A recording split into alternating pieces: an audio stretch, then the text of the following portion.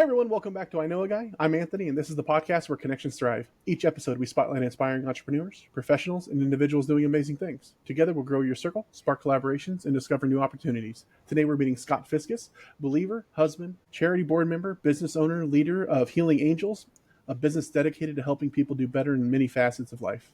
How are you doing today, Scott? I am amazing. Yeah, excited to have you on.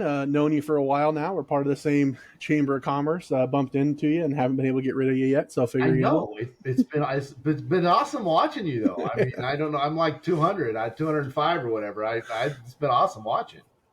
yeah, I don't know. We may hold you for a while. We may put you out sooner. We'll see what happens. But no, I was excited to have you on. We've had a lot of great conversations. Shared a lot of great root beer things like Yes, that. yes, we have, and we will So again. This is for those. I don't know if you put the dates on these, but this is April, so warm weather's coming. There's deck drinks on the way. yeah, looking forward to it. But to start off, everybody knows I'm in Iowa. But where are you located? I am in Des Moines, Iowa. Also, I'm on the very east side of Des Moines, a little town called Pleasant Hill, Iowa. Awesome. You've been here forever. Or you're newer to the area. I have been in this area for 15 years, but I am in Iowa. I'm an Iowa boy, born and raised in north central Iowa. We'll always have Iowa ties because of family and my wife's family. Not that there won't be vacation homes in multiple places around the world, but no, I'll always be an Iowa boy. Awesome. So you have your haunts. You have people coming into town that have never visited you before. Where are you going? What are you doing? What's for dinner? That's really tough because I'm going to have to ask them what their favorites are. Obviously, in Pleasant Hill, we've got some great restaurants. It's not a huge town, but in the metro, we've got everything. So you can go from Italian to American to Greek to it kind of depends what their taste buds are wanting. I'm going to lean towards Biaggi's on the west side or Latin King on the east side or what's the one down by the river? I mean, I like Italian. Obviously, there's Zombie Burger, which we're famous for. There's Fong's Pizza, which I've never said pizza's my favorite, one of my favorite foods. So there's other great pizza joints. Obviously, La Feria or whatever, how you ever pronounce that, has the deck. So that's a great Mexican joint. But yeah, it kind of depends what their taste buds are going. And my first spot is usually my deck. I'm grilling. What's your go-to grilling expertise? Probably say New York Strip. Yeah, it's hard to beat. I'd recommend trying picanha. I think I showed you some. It's like New York strip, but better in every way. But anyway, Oh I'll have yeah, to bring some over. Some. yes, yeah. Let's do a Saturday night. I rebuilt my grill this year. All new burners, all new covers. It's ready to go. Okay, well, don't threaten me with a good time. But we talked about where we eat. But what do you do for fun in the area? What do I do for fun? I'm always working, so it's work, it's charity, it's church. So I guess the fun would be the family stuff. We have four grandkids, ages 8 to 15 and 3/4. She will remind you. So there's usually something going on with grandkids, some activity, and that's fun is usually the family thing, and or as we are both part of a very fun chamber, we call it the Fun Chamber in Des Moines. It quite possibly is a chamber event or some fun activity with somebody from the chamber. Yep, always something to do. Awesome. Well, what can you tell us about what you do? You work all the time. You're doing all sorts of different things. You have your finger in literally everything that I've seen here. So, who are you? What do you do? I am a financial coach. I'm a money. I call myself Scott the Money Man. If you check me out on TikTok, that's what it is. Scott is the dollar sign in the S. But I do all things money except healthcare and taxes. But I'm also, as you know, old. So I've done a lot of things. I'm also on the board of three charities and help another charity with networking. So that can take a little bit of time. I'm involved in my church, so that can take a little bit of time. But yeah, my business is money, and that could be anything from investing, long-term, short-term, retirement. I do mortgage. I have an NMLS, so I'm in the mortgage space. I'm in the insurance space. When we started Healing Angels, it was a lot more about us learning to, because when you learn about money, the first thing you want to impose it on is yourself. And so we were in our 40s and we weren't, well, I was in my 40s. My wife is 29 eternally. But I was in my 40s, we weren't ready for retirement. So we needed to learn about money. And then we actually turned it into a business. We plugged into a company that has some great systems. And then it became kind of a B2C where we're working with other people and families. And then it's morphed into a B2B. So there's more and more retirement plans. And now it's starting to grow and turning into a larger agency model. And so that's one thing when we talked before, about planning, which is what this, I'm going to try and make this thing about. Understand that you need a plan, but it's usually a living document. It's an evolving thing. What we started as, was learn about money for us, learn about investing, what we need to do for retirement, and how all that works. And then like I said, then it morphed into Healing Angels, which is a whole lot of products in a whole lot of areas. You haven't always been in money. I know a little bit of the backstory already, but what got you here? Where were you? What was that change that kind of led you down this path? Well, one thing that has kind of always been in the back of my head is running my own thing. So I grew up I'm a farm kid. I'm the baby of three. So I have an older brother. And if you know anything about farming, the older brother gets the farm. And he did, which is cool. We're still best of friends. But I'm a farm kid, and my dad was an entrepreneur. He was a small businessman. And my brother got into and he's a small businessman. And so I've always wanted to run something. I mean, I knew how to work hard, and I thought I knew how to work smart, but I knew how to work hard. All that did was make me old and tired. So I wanted to run something. And I've always had this thing with numbers. You know me, I'm a number. Well, you're a numbers guy. I mean, both of us are numbers guys. And so how do I run it? And then, like I said, I got in my 40s. It's like, I don't know how this retirement thing's going to work. How much do you need in retirement? And now we've got some licenses, got quite a few licenses, and again, it was more about us learning what we needed to learn, and then we got in with a great company, a great few actually 28 great companies, and it turned into like I said, this agency model. But yeah, it was all about. Hate to say it, but it was all about me at the beginning. And how do I run something? How do I run it? I've done some small business stuff before. If you go way back into the long time ago in a galaxy far, far away, I was a DJ. I was an on-air DJ, and then we did weddings. I had a partner. We did over 600 weddings in 4 years. But then I went back into the work for money thing, trading time for money. But always in the back of my head, how can I own it? How can I run it? But the other thing is, and we'll talk a little bit about entrepreneurship, obviously, how do you do it without screwing it up and screwing up your bank account and your time and everything else? Because you only have so much. I mean, there's 168 hours in a week. That's all you got. Jeff Bezos got 168 hours in his week. You got 168 hours in your week. That's all we got. So how do we use that efficiently? Absolutely. What is it that you love most about what you're doing now? The thing now, we've been doing this for over a decade, and the thing we love now is when, and I hate to call it, so cliche, the aha moment, but when people get money, because we don't teach on it enough. Financial literacy is at an all time low. As well as I do, 8 out of 10 people are living paycheck to paycheck, and there's a lot of factors in there. Has incomes kept up with inflation? No, so there's a lot of variables in there. But when you're working with somebody and they get it, and it might not be the entire financial plan that I've made for them or the entire budget that I've made, maybe it's just a part of it, but they get it. And I always tell people, at the end of the day, when I leave, I don't have new car smell. I'm not warm and fuzzy like a stuffy. I mean, I'm a nice guy. I try to be a nice guy, but when I leave, I'm an account balance is all I am. And so noticing when people see 4 digits or 5 digits or 6 digits, and then they're like, and they get it. People think money and budgeting and investments is way too hard. And I blame the industry for a lot of that. I think they make it very complicated so that you just give them their money, give them your money, and trust them, which can work, as you know, sometimes. There's a lot of times that doesn't work. And so making it simple, because I'm a simple guy, and then watching people get it, I just think that's amazing. When you're looking at like the people that you can best help, your average client, or just the pain points that somebody's going through, that if they're dealing with X, Y, or Z, what does that look like? Who should be talking to you? I work with my youngest client is 2. My oldest client is 92. I hate to say, money's a part of our lives all the way through it. We actually have a book for how money works for kids.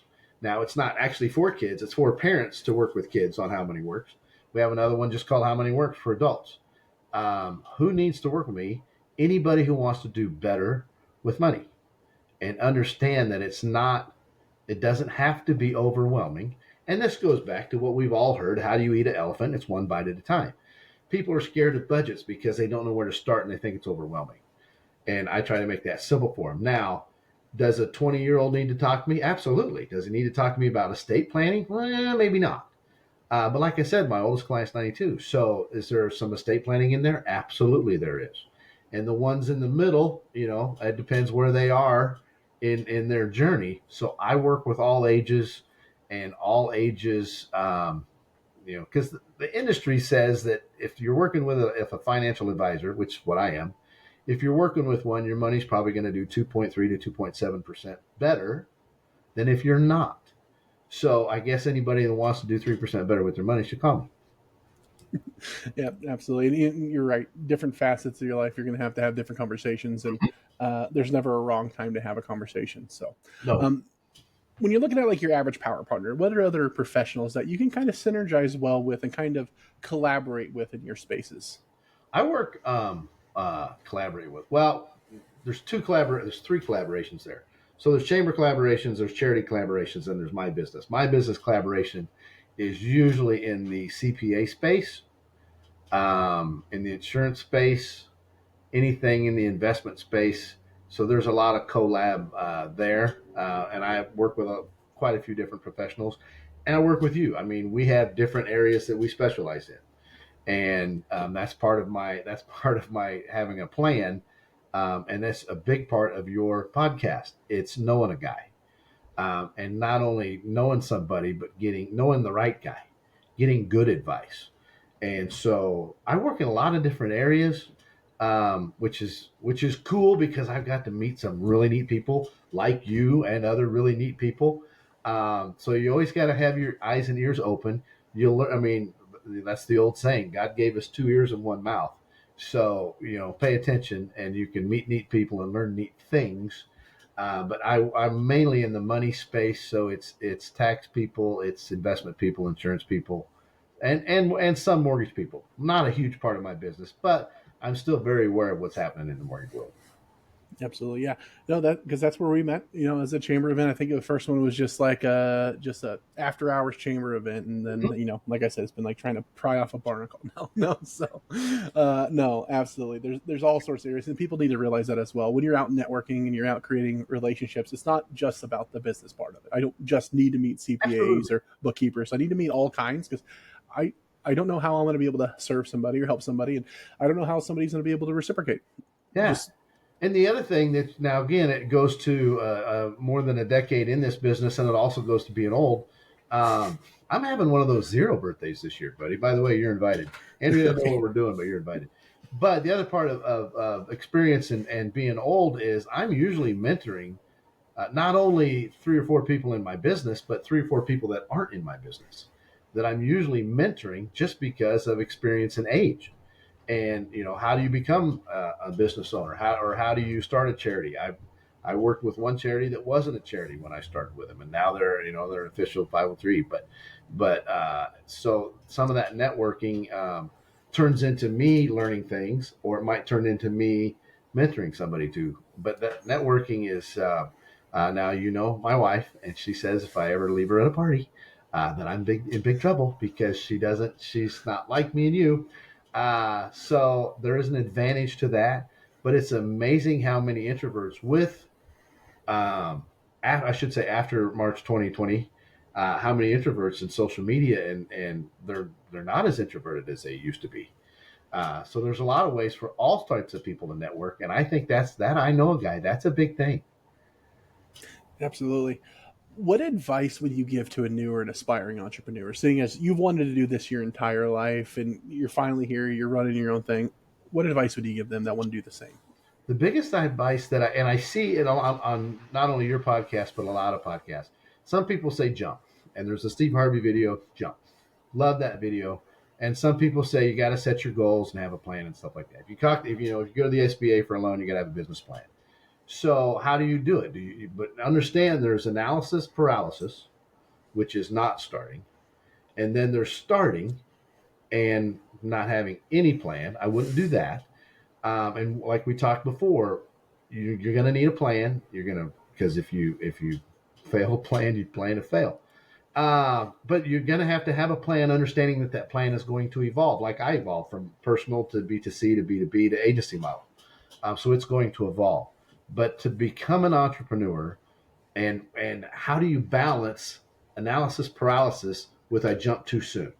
How do you balance that? And I would say jump enough to be nervous.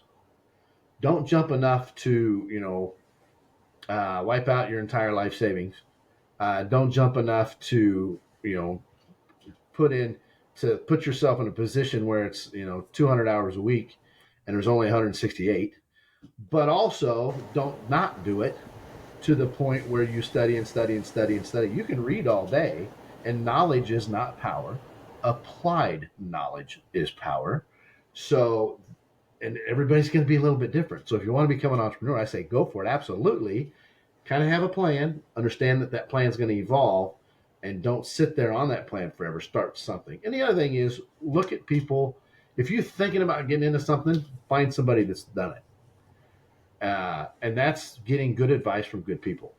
Obviously, if you want plumbing advice, don't call me. That's not I'm not that. And if you hang around me or look at any of my social media, you'll understand that I'm not a plumber. But if you're getting advice from a plumber for plumbing, great. If you're getting advice from a plumber for long-term investing, unless he's got 7 digits back and he's done it, he probably did it with somebody else though. So when you're looking for advice or you're looking to do something, maybe there's a little bit. We used to call it job shadowing. Remember that? Way back in the 70s and 80s, we called it job shadowing, which I would say do, or at least talk to those people to see, because you don't know once you get in it if you're going to love it. And everybody says be ready to pivot, which is absolutely correct. Don't be afraid to have a pivot there. But I know people that pivot twice a year for the past decade, and so they've gotten nowhere. They weren't just ready to pivot; they were waiting to pivot, and that's not usually they're getting the wrong advice from somewhere if they're pivoting that much, especially if they want to be. You've got to throw some focus in there. And then the other big thing I would say with entrepreneurs, there's a lot of, as you know, there's a lot of moving parts. You have to be laser focused on a couple of those things, not until you've mastered it, but until it's a habit. So, for example, in 23-24, I did 555 days in a row on my treadmill. Okay, so the last 100 days, I didn't have to think about it. The first 100 days, I did have to think about it. In the middle was the morph. So, laser focused in the beginning and I was laser focused on one area when I started, and it was just a couple 3 months. Not that I mastered it, but then I got another license and changed my focus, got another license and changed my laser until now I can kind of, again, have I mastered everything? No, but now I can kind of keep more wheels going, more plates in the air, as we used to say, and still make money at it. So you mentioned this a minute ago, but just for a better explanation, what does it mean when you say that if you fail to plan, you plan to fail? Well, as we know, your paycheck doesn't come with an instruction book, and if you fail to plan, you plan to fail is a great line, but there's no instruction in that, and that's where talk to people who are where you want to be, um, and there's lots of social media and AI and everything out there. I would throw a human factor into that if you're going to jump into something. But a plan is like a budget. Now, I have lots of budgets. I have a food budget. I have a sleep budget. I have a diet budget or food budget. I have a money budget. Budgeting is a plan. And that's where people get scared. I don't know how to start with a budget. Or they say they don't have one. And I'm like, oh, you have a budget. You just don't control it. So a budget is a plan. There's long-term plans and short-term plans. And again, all of these plans change. It's like if you're planning, one of the big things we plan is a wedding. And that could be 6 months out, 8 months out, 12 months. So it changes as you go through that. And you're kind of laser focused, because if you're not, your future wife is, beating you up the head. So, you're kind of laser focused, but that plan morphs. But when you started, you jumped in, you said, hey, let's get married. And you didn't have a lot of plan. You kind of had some ideas, but not a lot. So you do need, and does it have to be written down? I say yes. I say your plan needs to be written down. And another part of planning that is huge for me is reevaluating. You have to go. Now, you can do it too often. Don't do it daily. I don't even like weekly. I like monthly. But what I did for the last 3 months did that work, because that helps it morph hopefully in the right direction. Because I know one of your questions coming up, and I'm going to get into that. But that's where you need a plan, and there's a lot of people that'll help you. I would talk to a professional, somebody who's done what you want to do. Don't talk to the plumber about a plan for opening an investment business. Unless that's his side gig and he just quit plumbing and he opened an investment business, then he's a professional. And talk to him like that. And I keep picking on plumber. One of my best friends is plumber. That's why I keep picking on him. But so that's a big part of the plan. Absolutely. Yeah, no, and being cognizant of your mentors, that's important, like you were saying. Good Make sure they've done the thing. Yes, good advice and advice is like elbows. Everybody's got them, but that doesn't make them all good. And Yeah, I've heard that without the elbow. But anyway, so how can businesses serve their community while staying profitable? the first part of that question is staying profitable. And here's goes back to a little bit of that focus. I would say the focus needs to be on profit, not monster profit, but the focus needs to be on profit, laser focused on whatever you're doing to make money. And that will free up capacity to be a bigger part of your community.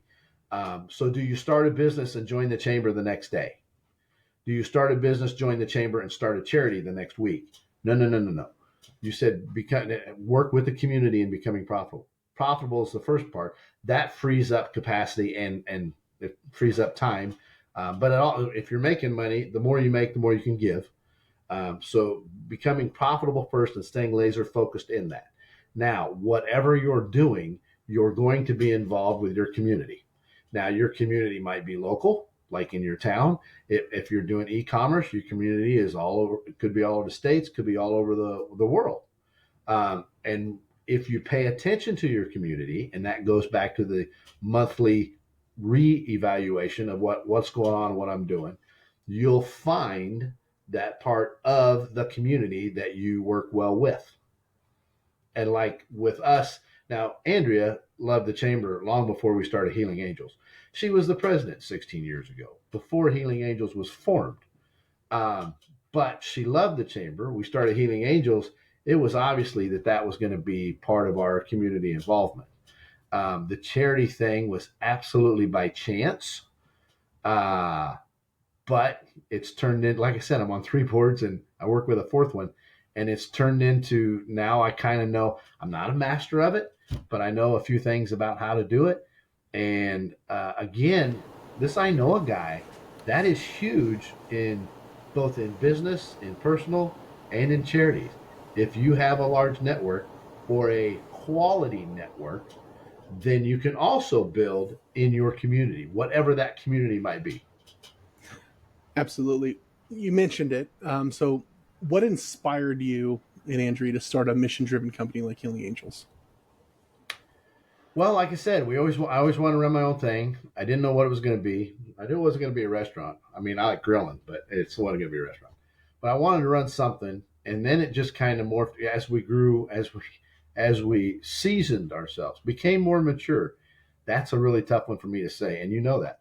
As I got old, again, it was the money thing. It was we weren't prepared, and we didn't learn. The only thing we learned about money in school was how to do a checkbook. That was it. There was no budgeting. There's no financial literacy. And now you're in the real world. And once you figure out who FICA is, you're like, I don't know who he is, but he's taking a lot of my money. You hear about a Roth IRA. What's that? or people will call me. And it's funny when we're working with people on the B2C part, we'll look at their budget. And I've got a computer program. I put their whole budget in. But when you do a few hundred budgets and you meet somebody, you can see where they're off. They don't know they're wrong. That's normal to them. If they spend, a family of four spends $3,000 a month on food, they think that's normal. They don't know that's a lot, because it is.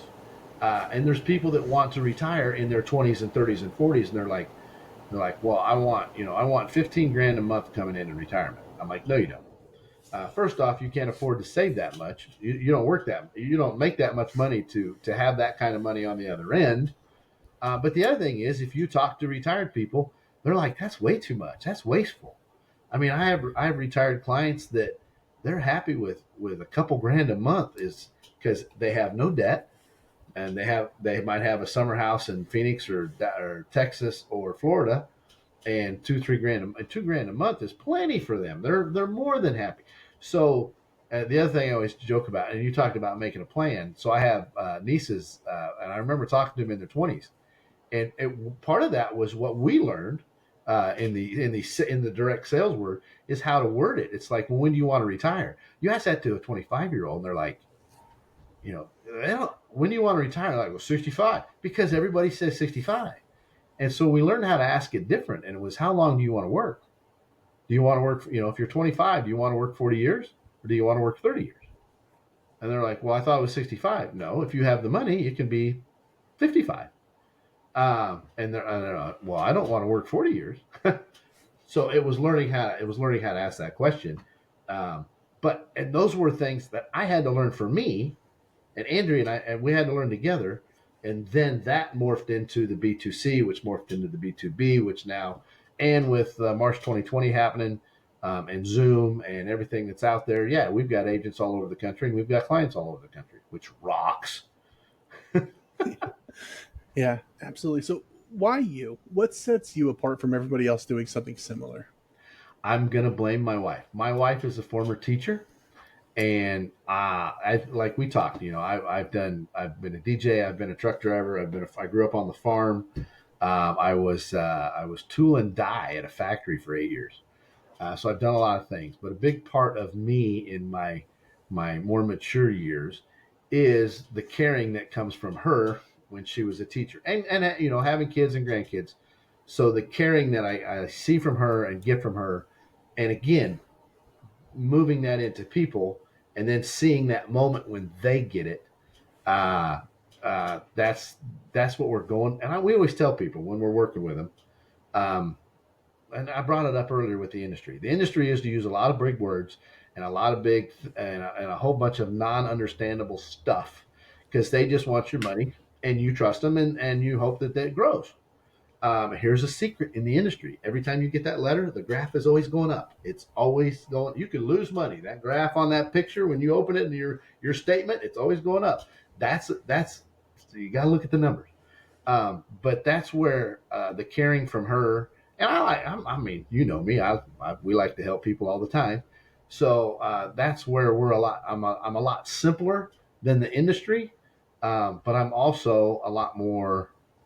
I hate to say caring, but I add, it is. We really want people to succeed. And as you know, I mean, you're part of the money business. A lot of what we do, we don't get paid for.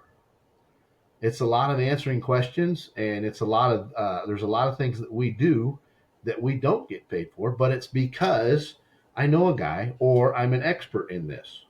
And so that's another thing. It's just is I think we all need to. I think we all need to band together and help people, and we make the world a better place, right? Yep, absolutely. It's the rising tide lifting all ships. Yes, If we yeah. all did a little bit, right? That's one of Andrea's favorites. Absolutely. Yeah, I think I use that daily. But I know with all of this, we could rabbit hole for a while, all the rabbit holes. But in general, is there anything that I missed or that I failed to ask that you wanted to add? Let me look at my notes. I think no. I think we've got to get the right. You got to have a plan. You got to talk to the right people. The plan is evolving, and these plans are for everything. Again, laser focused until it becomes a habit. Um, and I think The other thing is, I always say plan to work and work the plan. If you, and we've all heard this, if you want something to work out, I mean, it's going to be you and it's going to be work. Um, some people always say life isn't fair. And if I don't know who told you that it was, but they lied, because it's not. And life is work. If you want to excel at it, and we all know people that excel at it, and we all know people that don't excel at it, and they didn't have a plan, nor did they care. Yeah. Unfortunately, there are some of those out there. But no, I think we hit all the stuff. Yeah, awesome. Well, for those out there that are ready for a plan, want to have a conversation, just want to talk about barbecuing, how can they find you? Where can they get a hold of you? I am so easy to find. I am healingangels.net, and that's angels plural. So, and the funny thing about healing, it's not funny, but healing angels. So, heal is the first letter of all my grandkids' names. That's where the healing angels came from. Now, angel is Andrea. She's an angel. So that's where healingangels.net that came from. My phone number's on there. She wrote a children's book. It's on there. But yeah, just hit, and I'm not hard to find. Either at Facebook or IG or TikTok, I'm not hard to find. Look for Scott the Money Man, and that's with the $ COTT. I'm not hard to find. Perfect. I'm going to put it all in the show notes so it's super easy, even easier to find than all of that. So just clickable. If anybody'd like to have a conversation with Scott, I can't recommend it enough. Just be prepared to hear from him frequently. Right? He is. Yes, yeah, I am. I can sometimes I can be overly friendly. Very personable. You're going to walk away smiling. So absolutely reach out, have that conversation. You're going to be better off by having than not. So exact same in a one-to-one. Actually, he was a little timid here, a little tame. So exact same in the one-to-one though. If anybody out there would like to get a hold of me, you can also find me at ikag.me. You can find more episodes, subscribe to our newsletter, and connect with our growing community of awesome people like Scott. If you were somebody you know would like to be interviewed, you can also apply on the website. But Scott, thanks so much for coming on. I was really looking forward to this one because I knew we were going to have a great conversation. There's a lot of gold in them hills, so I Oh, appreciate you and, coming on. and you just say that. I'm not sure we've ever had a bad conversation. I mean, we've been doing this No. for a couple of years, and granted, we go to a lot of different places in the world when we chat. But I'm not sure that we've had a bad. I mean, I've watched your show. I'm not sure you've had very many bad conversations, man. Well, I don't post those, You're, No, you're pretty no. good. You're pretty good at this, buddy. Well, I appreciate that. So let's all take that to heart. Let's all go have an awesome day and grow our circles. All right. Hey, we'll see you. Be amazing.